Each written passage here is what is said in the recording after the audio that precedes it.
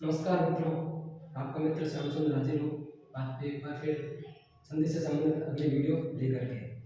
कल हमने जो चर्चा की थी वो चर्चा की थी हमने स्वर संधि के अंतर्गत आने वाली दीर्घ संधि की।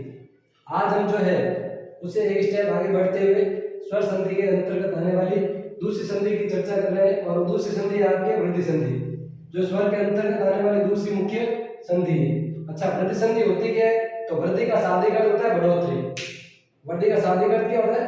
बढ़ोतरी, यानी शब्द वर्णों में जहाँ बढ़ोतरी हो जाए।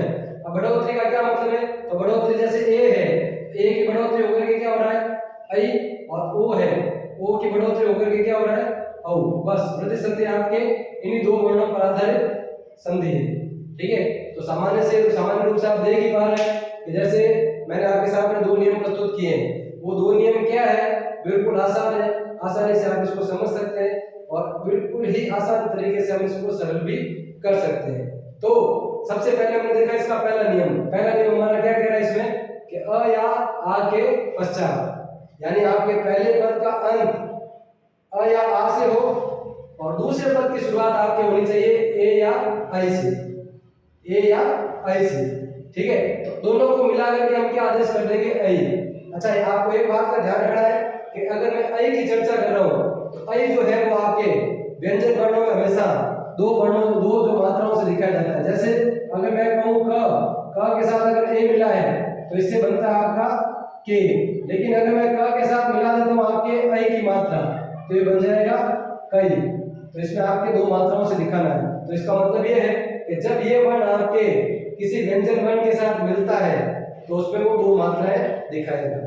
ठीक है, तो आप इसका उदाहरण स्वरूप देख ही सकते हैं। ठीक है, पहला नियम हमने क्या लिखा है? अ या के पश्चात ए आई आने पर उसको ऐ आदेश होगा। तो हमने एक शब्द लिखा, पहला शब्द लिखा है परम और उसके साथ धन ऐश्वर्य। तो पहले पद का अंत म से हो रहा है, म के अंदर आपका स्वर अ और दूसरे पद की शुरुआत हो रही है आपके ऐ से। तो हमने लिखा है कि पहले पद का अंत अ या से हो तो बिल्कुल हमारे म के अंदर क्या मिला हुआ है? अ। दूसरे पद की शुरुआत ए ऐ से हो तो बिल्कुल दूसरे पद की शुरुआत ऐ से हो रही है। तो अ और ऐ इन दोनों को मिला करके हमें क्या आदेश करना है? ऐ। ऐ जो है वो आगे वाले म अलग में मिलकर के बन जाएगा मई। तो ये देख लिया आप, जैसे मैंने आपको यहाँ बताया क के साथ ऐ मिला तो म के साथ ऐ मिला तो क्या बन गया? मई। तो पूरा पद क्या बन गया इस तरह से? आपके परमेश्वर्य बन गया है। यानी कि सीधा सा हिसाब है कि जहां आपको मात्राओं में, ठीक है, दो मात्राएं एक साथ दिखती है तो वहां आपकी वृद्धि संधि हो जाएगी। वृद्धि का मतलब मैं आपको पहले बता चुका हूं, वृद्धि यानी बढ़ोतरी। ठीक है, फिर इसका आप दूसरा उदाहरण देखें, तत्र धन एव। तो त्र का अ और एव का ए दोनों को मिला अ और ए तो बना हमारे ऐ। ऐ जो त्र में मिल गया तो दो मात्रा से दिखा दे तो पूरा पद बन गया तत्रेव।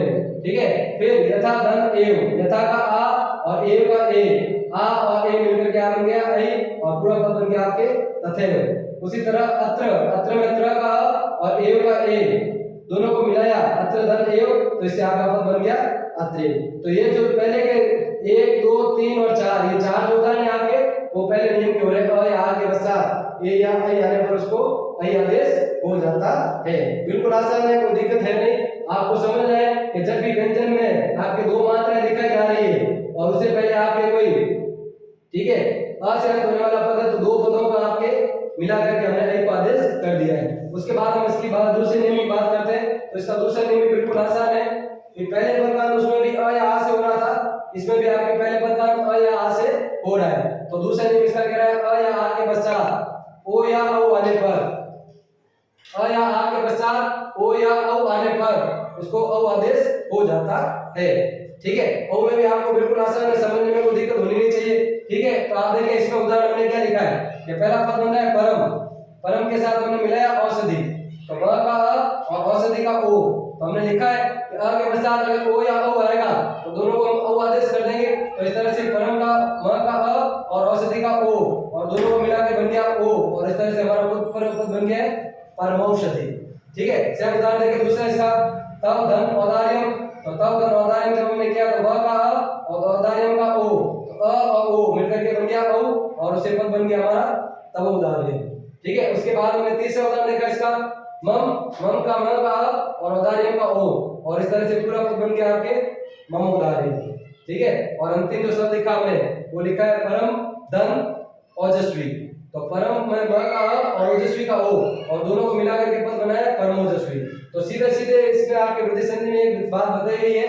वो बात क्या है कि आप पहले पद का आ से और उसके पश्चात ए से आ रहा है तो आई मात्रा दिखाई दे जाएगी, और आई में आपके दो मात्राएं हैं, तो आप इसमें जो पूरा पद देखेंगे दोनों ही संधियों में, तो दोनों संधियों में आपके पूरा पद जो है वो दो मात्राओं के साथ बन रहा है।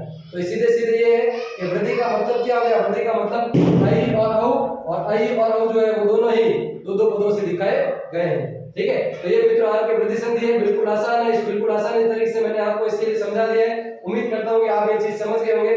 ठीक है, और आने वाले आगामी परीक्षाओं में आप इसको अच्छे से कर पाएंगे। इससे संबंधित अगर कोई सवाल आ जाता है तो। ठीक है मित्रों, आज के लिए बहुत है, बहुत बहुत धन्यवाद। प्लीज चैनल सब्सक्राइब करें, शेयर करें, और जितना हो सके अधिक से अधिक शेयर करें। धन्यवाद।